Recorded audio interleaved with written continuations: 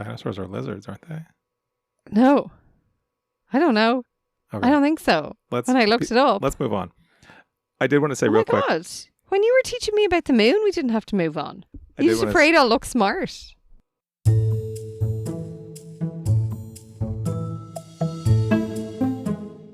Dee, how are we going to distract ourselves before we recap possibly one of the most upsetting podcasts we've ever tackled? Silly music trivia and other nonsense, and at least 3 times where I presume Jeff was alive in 1973. Were you not? Honest to God question. I forget how old you are all the time. Not that old. But that does sound about right. So we are jumping into the time machine as we prep for the clown and the Candyman. That's on this episode of So Much Crime. So Little Time.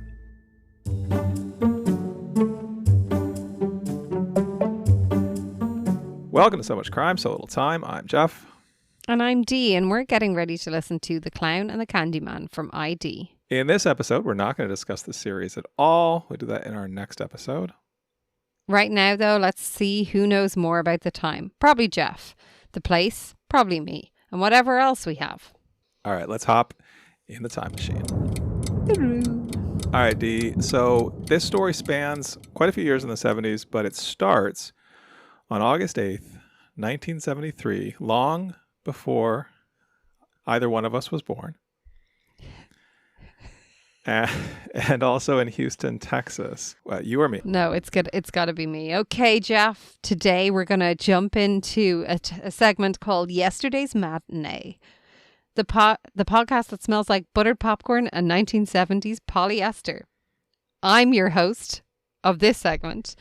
And today we're dialing the time machine to August 8th, 1973. It's a hot Wednesday. The radio is playing The Morning After by Maureen McGovern. And the cinema is absolutely stacked with car chases, kung fu, and coming-of-age nostalgia. Grab your tickets and let's see how much you know about the marquee today. Do you hate it? I don't think you I wrote didn't that. ask it to do this. You don't love it? I don't think you wrote that. I mean, obviously I didn't write it. I don't Okay. do writing. I just thought that was so funny. Like, I didn't ask it for this. And it was like, you're going to need an intro. It being Gemini. Sure, I figured. Okay, so this has not been fact checked, but I have read each of the questions thoroughly. Twice. Great. Love it. All right, question 1. The director who got away. It continues this whole, like, we're in 1973 throughout the questions. So you got to bear with me. Like, Okay. It just keeps on going. Opening today in New York is White Lightning, starring Burt Reynolds as a moonshine runner with a grudge. Do you know this movie? No, but I know who Burt Reynolds is. Which legendary director, who had only made one theatrical film at the time, was originally set to direct this high-octane flick before dropping out? Do I have choices, or do you want me to just guess? Yep. You've got choices. Okay.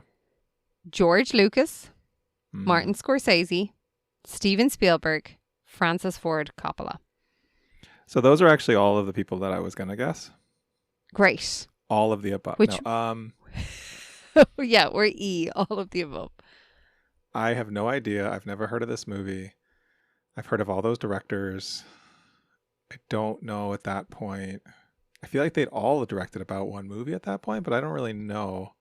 I'm going to say George Lucas. No, wait, stop. No, not my final answer. Okay. I'm going to say Spielberg. Why did you first say George Lucas? He was the first name that actually popped into my head when you asked the question. Okay. And why did you change to Spielberg? Should I have not changed? I'm just asking.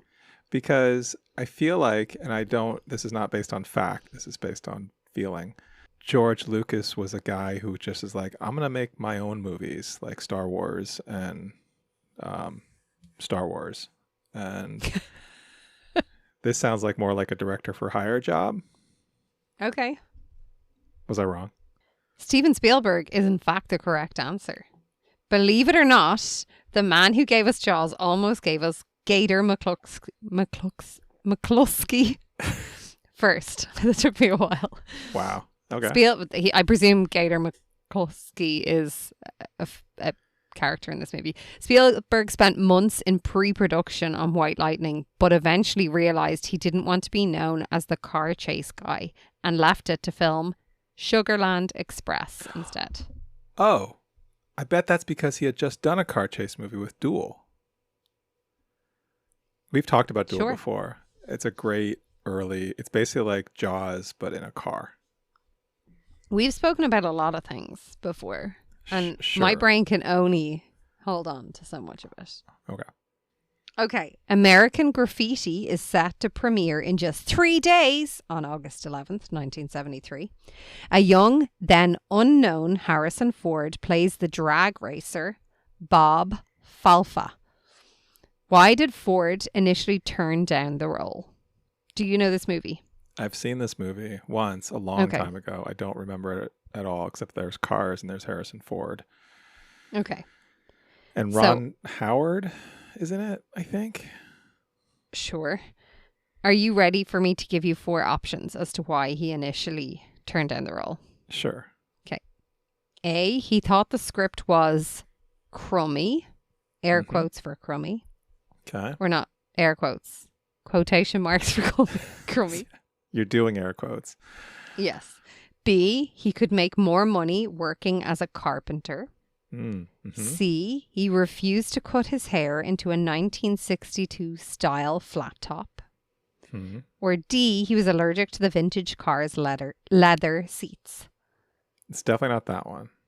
He was a carpenter, so that's plausible. But crummy was the word used on A?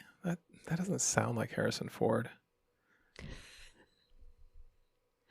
My man, Harrison. You I'm don't gonna use say that word, crummy. I'm going to say the carpenter one. Alrighty. You are correct. Nice. Ford was being offered $485 a week for the film, which was actually less than his day job rate as a Hollywood carpenter. He only agreed to join the cast when they bumped his pay to a whopping $500 a week. Wow. Imagine the world it would be if Harrison Ford just kept being a carpenter and not Han Solo and Indiana Jones. Indeed. All right. Are you ready for the next one? I'm ready. Remember, we're in 1973. James Bond is currently dominating the summer box office in, do you know what movie? I do not. Do. Is that helpful? No, not helpful. Oh. Live and Let Die. Oh, I thought you were doing Live and Let Die. I just didn't That's say what I was doing. Yeah. You didn't even guess. Okay. In the iconic scene where Roger Moore runs across the backs of live alligators to escape, how was the stunt actually performed? You've seen this movie, right? Oh, 100%, yeah. 4 older brothers, Jeff. You haven't seen every American James Graffiti? Bond movie. Or whatever that first one was? No. Okay. Are you ready for options? Yes. A, stuntman Ross Kananga did it for real using live gators. B, the alligators were high-tech animatronics, probably borrowed from Chuck E. Cheese. C, it was filmed in a pool with actors in gator suits. Or D, the gators were actually logs with plastic heads. I think it's A. I think those are real gators and a stuntman just ran across them. Yeah. I think I actually knew the that stuntman apparently was an owner of a gator farm where they filmed. It took 5 terrifying takes to get it right. On the 4th take, an alligator actually snapped at his leg and tore his trousers. The producers liked his name so much they named the movie's villain Dr. Kananga after him. Wow. That's pretty cool. That's a pretty cool story. That's a wild stunt to do. Yeah, it is. Okay. Disclaimer. I've realized as I've gotten to question 4 that I haven't read question 4 and question 5 yet. Great. But I'm looking forward to it. Okay. It's a surprise for both of us. Indeed. Also released today on August 8th, 1973, is the gritty Charles Bronson thriller The Stone Killer. Have you seen it? Never even heard of it. Okay. Fans of 1970s sitcoms might notice 2 actors playing cops in this movie who would later become famous as roommates. Well, as a landlord and a tenant. Who are they? Landlord and a tenant? Mm-hmm. Other choices? Mm-hmm. A. Carol O'Connor and Rob Reiner. B. Alan Alda and Wayne Rogers. C.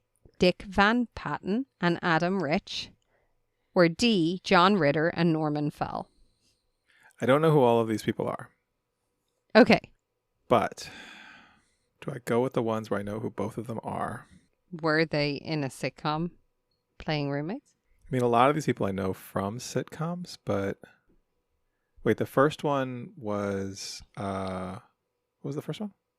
Carol O'Connor and Rob Reiner. So they were on All in the Family, and Rob Reiner was the son-in-law. Let's go with that one. I don't know. I have no idea. No, that doesn't make any sense. That doesn't make any sense. That can't be right. Okay. Do you want to know the second one to rule them out or rule them in? Sure. What's the second one? Alan Alda and Wayne Rogers. I don't know who Wayne Rogers is. Do you? No, I don't know who any of these people are. Alan Alda's from I MASH. heard of... Oh. So that doesn't make sense. Ruling that one out. Who was C? Dick Van Patten and Adam Rich. Dick Van Patten. Okay. I know who he is. I don't know who Adam Rich is. And what was the last one? John Ritter and Norman Fell. Wait, John Ritter was on Three's Company, but the landlord, wasn't it Don Knotts? I don't know. I didn't really watch that show. Let's say that one. You're so annoying. Is that right? You're actually so annoying. So that was like shot That in is the dark. right. Yeah, long before they were Jack Tripper and Mr. Roper on Three's Company, John Ritter and Norman Fell were both playing New York City police officers in this ultra-violent Bronson flick. It's arguably the least come and knock on our door movie ever made.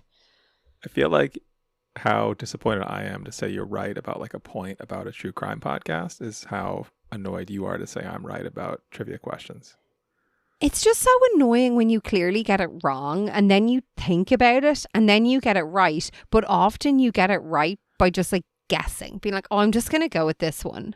Something's telling me this is it. And I'm just like, I don't like that. It's a gift. All right. What can I say? Well, not that. Okay, next one. Right now, in August 8th, 1973, the world is buzzing for Bruce Lee's Enter the Dragon, which hits US theaters later this month. Oh, tragically, Lee passed away just weeks ago in July. What was the original, slightly more generic title of the screenplay before Bruce Lee insisted on the change? Have you seen this movie? Nope. Have you? No. I've seen clips of it. I've never seen the whole movie. I don't know the answer. Do you want to hear some options? Yes. A. Blood and Steel. B. The Island of Han. C. Fists of Fury 2. D. The Shaolin Secret? Shaolin. Shaolin? Yeah.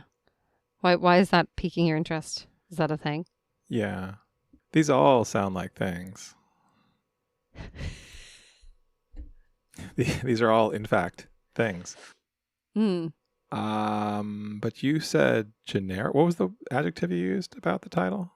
What was the original, slightly more generic title of the screenplay before Bruce Lee insisted on the change? Was one of them Fists of Fury 2? Mm-hmm. That one. Okay. Delighted. Thrilled. I'm having a party over here because you were wrong. I found it funny that it says Fist of Fury 2. Like, was there a Fist of Fury? I think so. I don't know. I wasn't alive then, Dee. Well, you got it wrong, which is fantastic. The movie was originally titled Blood and Steel, but Bruce Lee hated the title and pushed for Enter the Dragon to reflect his character's name and the symbolic power of the dragon in Chinese culture. The studio eventually gave in and a legend was born. I mean, Enter the Dragon is a great title. It's a great title. Yeah. Yeah, he was right. And that concludes today's, what's this segment called all of a sudden? Today's episode of Yesterday's Matinee. That was good. Okay. Let's do some music trivia. Let's go from movies to music. Let's do it. All right. So I said a little bit different this time. Mm-hmm.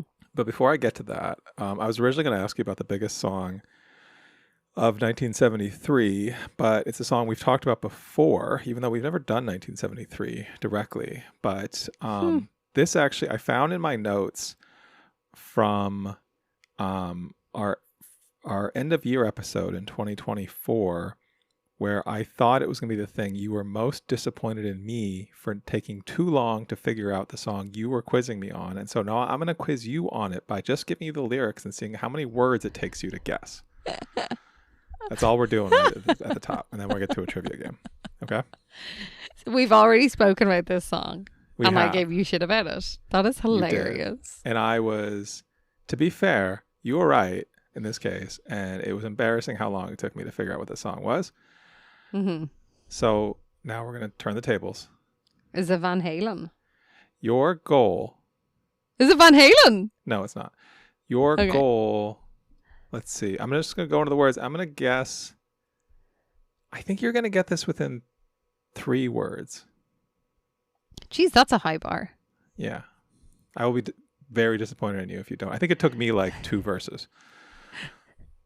All right. You ready? Mm-hmm. Strumming. My pain with the fingers. No? You got it on one. You got it on one. What's the name of the song? Is it Killing Me Softly? Who sang it? Oh, fuck if I know. You don't know? No. 2 people sang it, made it famous. Well, I remember your one singing it. The Fugees sang it. Yeah, Lauryn Hill and the Fugees. Yeah, originally it but was that Roberta was like Flack. Roberta Yeah, Flack. I wouldn't even know her name. Okay. That's great.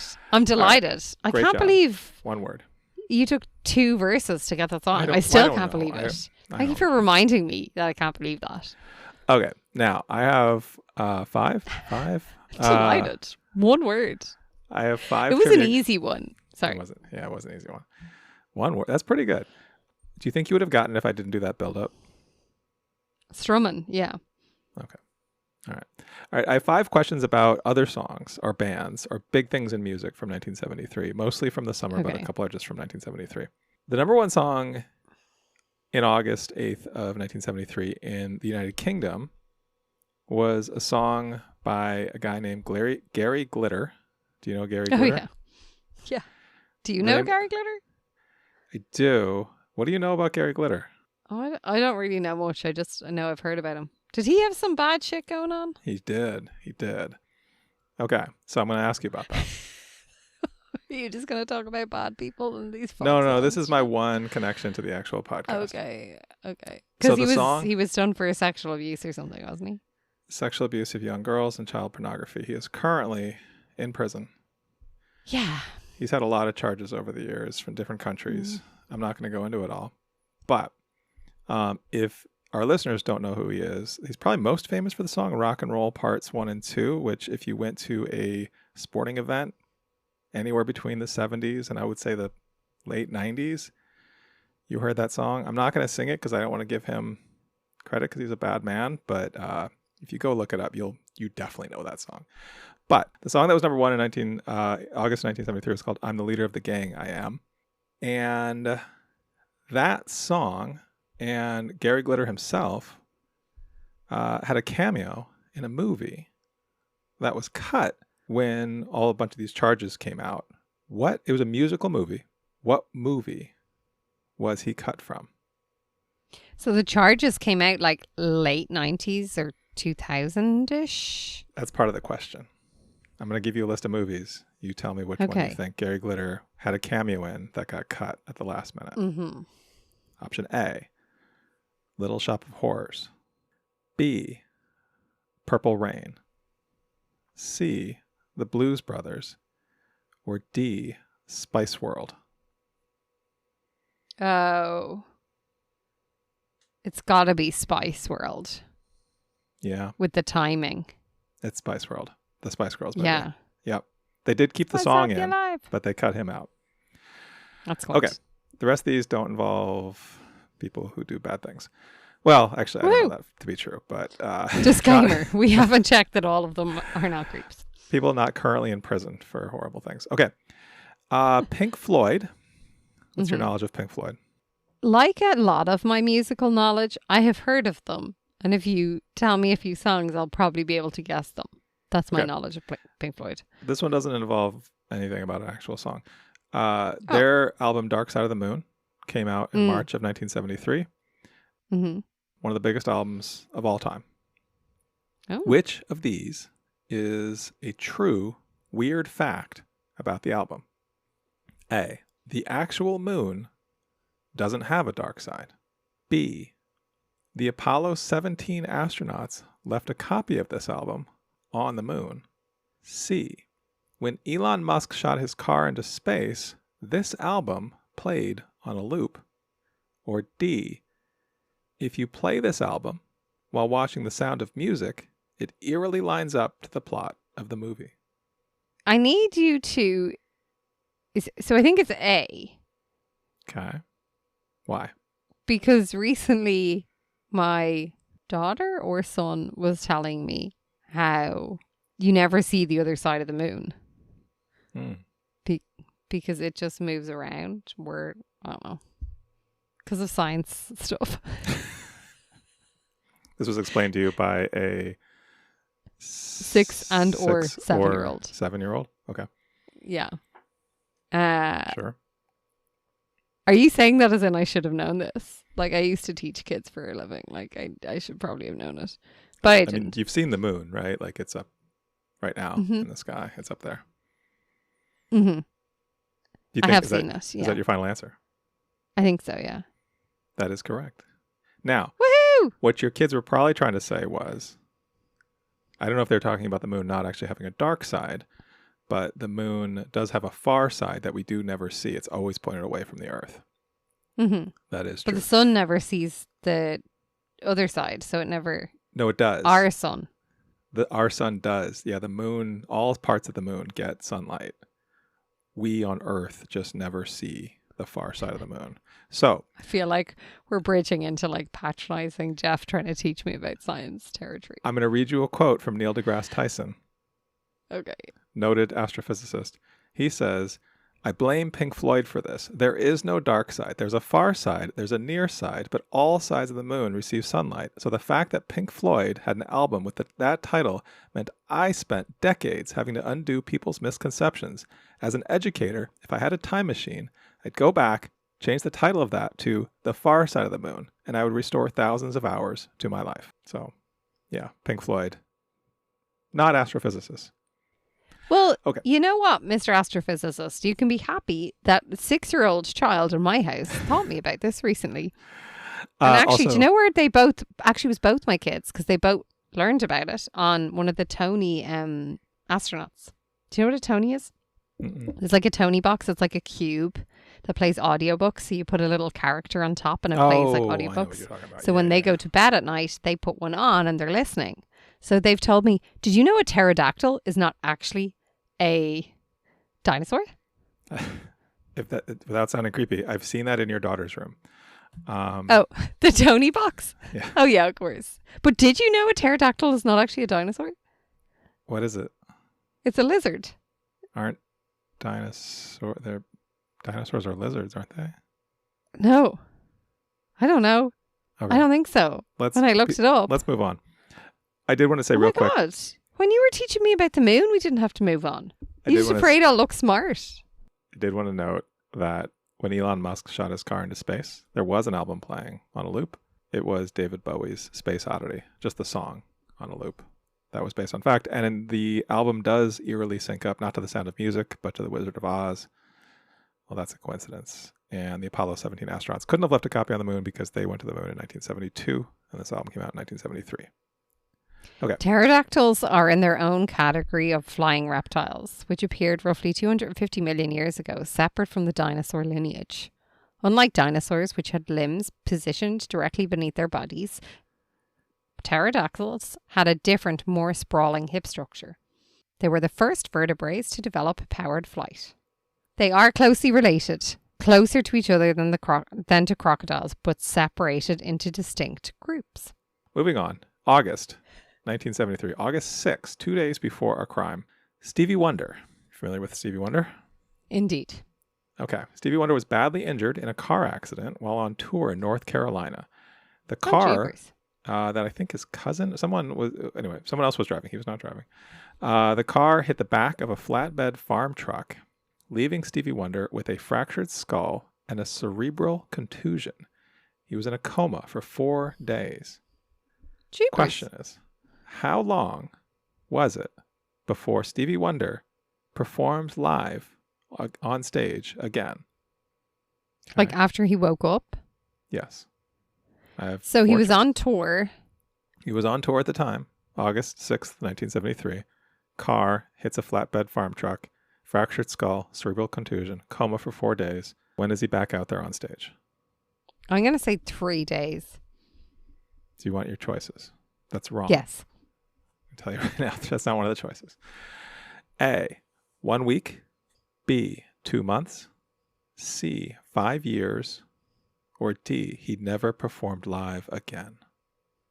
1 week. Would you like to make another guess? He never performed. No, I'm joking. It's hardly 5 years. I have seen Stevie Wonder perform, so D is definitely not true.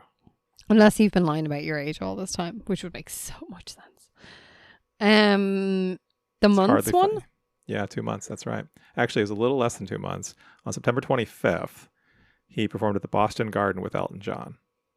Yeah. Oh, wow. Okay. Mm-hmm. That's pretty cool that his Yeah. first performance was at Elton John. Stevie Wonder's life story is kind of amazing. Okay. Cool. Okay. Next question. August 11th, a couple days later, 1973, then 18-year-old DJ Kool Herc was DJing a party. And at the time, on that date, he is credited with inventing hip-hop and what style of dancing? I have choices. Okay. A, the electric slide. B, breakdancing. C, the running man. Or D, the robot. Okay. I need you to re-say this again. This is the question. August 11th, 1973, 18-year-old DJ Kool Herc was DJing a party. He's credited with inventing both hip-hop as a musical genre and what style of dancing? The electric slide, I think the robot. breakdancing, the running man, or the robot. The robot.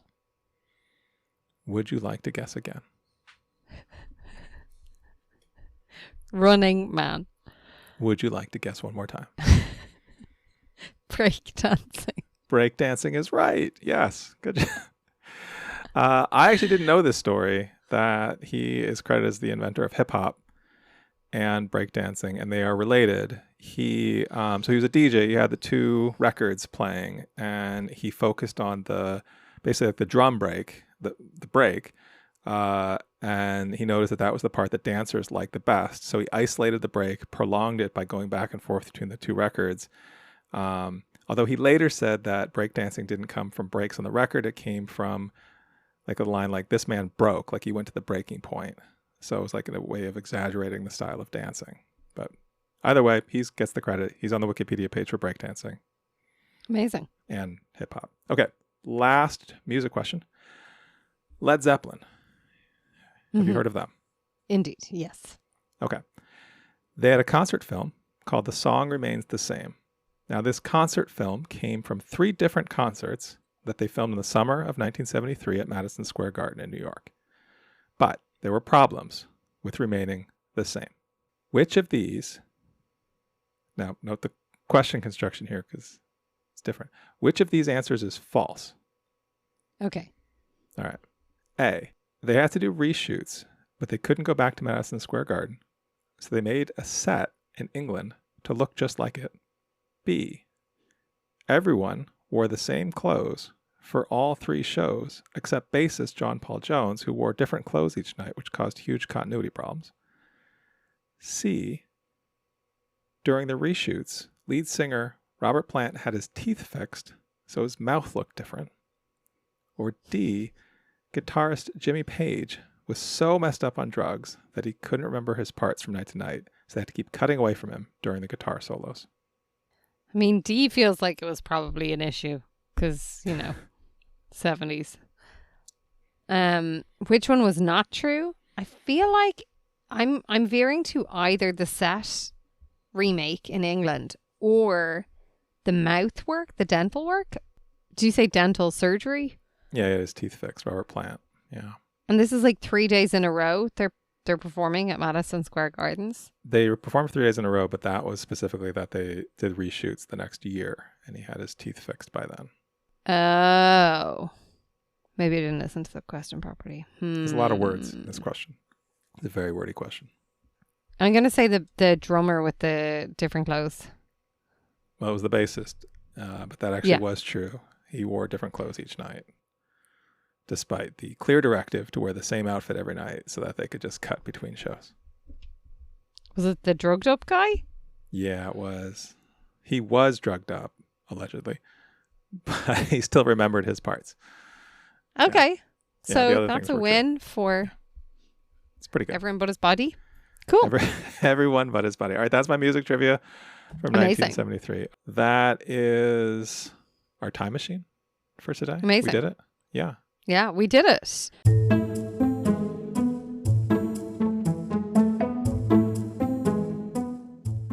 You enjoyed that, which of course you did. Don't forget to go to patreon.com/so much crime, so little time, where you can join, you can support us, and you can get some more time machines, some extended clips, maybe even some swag if that's what you're into. Thanks so much for your support.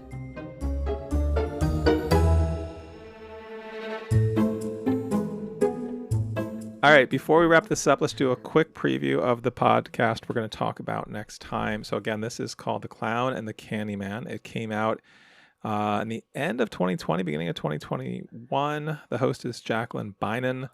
Jacqueline Bynon has done a bunch of true crime stuff, both podcasts and like docu-series, like documentary, like TV short series. Sin City ER is one. Nazi Fugitives is another. She did one on Ted Bundy called Dialogue with the Devil. But this one has 8 episodes. They're each about 35 to 40 minutes long. Dee, you want to give us a quick synopsis of what this is going to be about?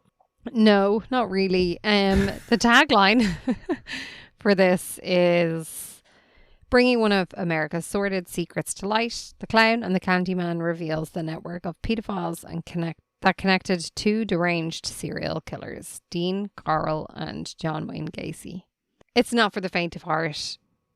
A real trigger warning on this. All right, Dee, why are we going to listen to this? Why'd you pick this one? I don't know, Jeff. I was Googling like some unique, like well-regarded podcasts, and this one just kept coming up.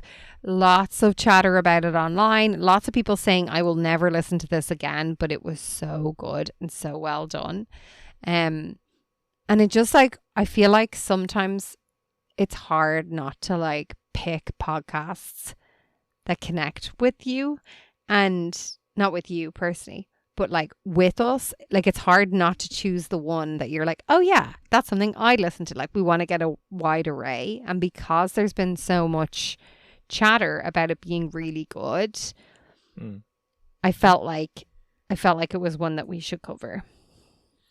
Well, I mean, I can say this, I keep this little list on a spreadsheet of things that either I have come across or we have talked about covering at some point, and this has been on that list for a while, and I keep skipping past it because I'm always like, oh, I don't know. I think that's so interesting that like you had it on your list, and like I didn't know that. Like when I pulled it, I was like, oh, I've never heard about this one before. So like I'd say you've shared with me like before. I know you have that document shared with me, but like I'd say you've shared before, like, oh, I found this one, but I don't know if I want to do it. We might have even spoken about it. I don't know. But like when I looked, I had no idea, no knowledge of that. So that's kind of interesting.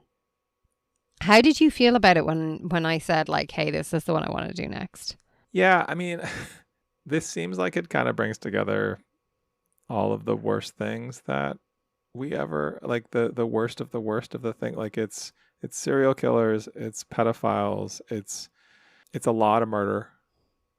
Like I vaguely know the John Wayne Gacy story. I have never heard of Dean Corll before, but like John Wayne Gacy is one of those like of the most famous, you know, serial killer or like true crime stories. And I don't know, what little I know of that story is just horrible and horrific. Mm-hmm. But I guess like in terms of like, it's a famous story. I feel like it's interesting territory to cover. I don't know. This is going to be tough though. It's Yeah, kids, I think that Dee. would. It's kids. I know, and that's like, I mean, that's it. Like we'd usually ask like at this point, like, what's your excitement level of like going in and listening to this one? And I can tell you honestly, like, I'm not looking forward to it. This type of subject matter has always been one I've said like I want to avoid. I don't know. I was really torn when I kept seeing it around. It was kind of annoying. I kind of wanted to ignore it. But you picked it. We're going to listen to it. We're going to talk about it. No, like, why am I trying to be like appeasing to the masses? But apparently it's very good and very well done. So yeah, I don't know. I just, again, it's the chatter, and like, I suppose that's why it's so important to get those reviews out there, Jeff. That's why we always ask people, don't forget to mention us. Yeah. Okay. Well, let's go listen to this. Let's go in with an open mind. I will go in with closed ears. It's kind of one of those things, I feel like, when someone tells you to close one eye, squint the other and tilt your head. That's kind of how I feel like I'll be going into this podcast. Closing one ear. I don't know how you squint an ear. I guess what I'll say before... I love that you just like, I don't know where to go with that analogy, so we're just not. I don't know what to do with that. No, that's fair. When we cover stories involving crimes against children, I think I am grateful that we have compartmentalized the time machine so that we can be, there's no kind of appearance of making light of the most horrific of crimes. I don't know. Like, I feel like sometimes the thing that we try to do here is like better understand how these things happen, how they get as bad as they get, and I think the John Wayne Gacy case, again, I don't know the whole story, but like from what I know, like part of why it's so horrific is that it just involves so many people. And those stories, I think, are sort of inherently interesting of just like, how did this go on for so long? How did no one notice? How did it not get caught sooner? And then I think in his case, like when we talked in our last episode, the Gilgo Beach one, about kind of like Ted Bundy or like charismatic serial killers. And I think John Wayne Gacy, I think, is of that similar vein of like someone who is outwardly like charismatic. And I mean, he was the clown, I think, right? He was the clown. And like, I think people liked him, right? Like he wasn't like this, Rex Heuermann. And so that sort of bizarre contrast of he did these horrible things, but also was popular and likable. I mean, I think it's kind of an important part, though, of like breaking down any sort of preconceived notion that it's like the person who looks weird or like has a weird, I don't know, haircut. Sure. What was yeah. it? He had like a period haircut. Of no discernible period. Yeah. Of no discernible period. Yeah, that was said about Rex Heuermann. It's also the most terrifying thing, isn't it? Like, they're everywhere. Yep. And clowns. All right. Well, let's do it. Yeah, reluctantly. Let's do it.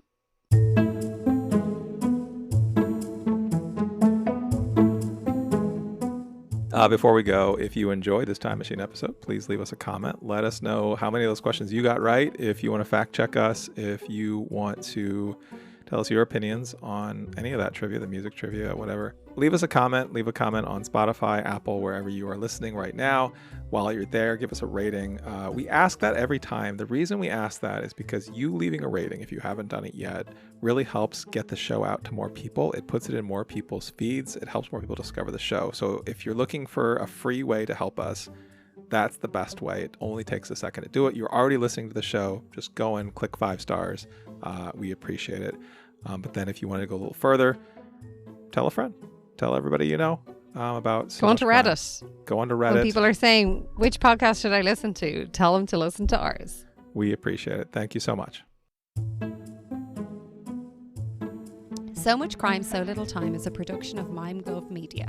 The executive producer is Paxton Calariso. Our associate producer is Blythe Tai. Theme music was composed by Vyacheslav Starostin. If you haven't done it yet, please subscribe to this show in your podcast app. Don't forget to give us a 5-star rating and a review. Even better, tell your friends. To join the discussion, look for us on social media.